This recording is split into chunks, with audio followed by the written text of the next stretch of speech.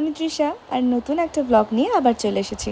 অনেক সকালে ঘুম থেকে উঠে মুসলি খেয়ে নিয়ে স্নান করে এই নতুন চুড়িদারটা পরে রেডি হয়ে যাচ্ছি হচ্ছে কাঁচরাপাড়াতে।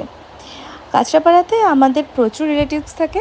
মেন উদ্দেশ্য দুটো ছিল, এক আমার মাসির বেবিকে দেখতে যাওয়া, আর সেকেন্ড আমার পিসির সাধ ছিল আজকে 7 মাসের। তো এই দুটো অ্যাটেন্ড করতেই আমরা মেনলি গেছিলাম।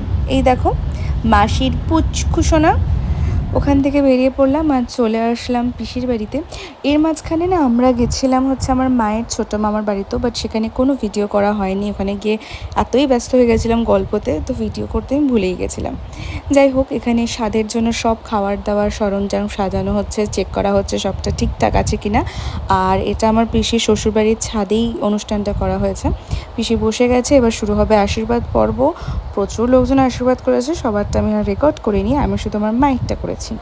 এই যে আমার মা একটুখানি পায়েস খাইয়ে দিল, আর তারপর আমরা নিচে এসে ওয়েট করছিলাম খেতে যাব বলে, কারণ তখন ভর্তি লোকজন ছিল। তারপর আমরা খেতে চলে আসলাম। এটা ছিল হচ্ছে তোপসে ফ্রাই, তারপরে ডাল ছিল, চিপস ছিল, অনেক কিছু ছিল।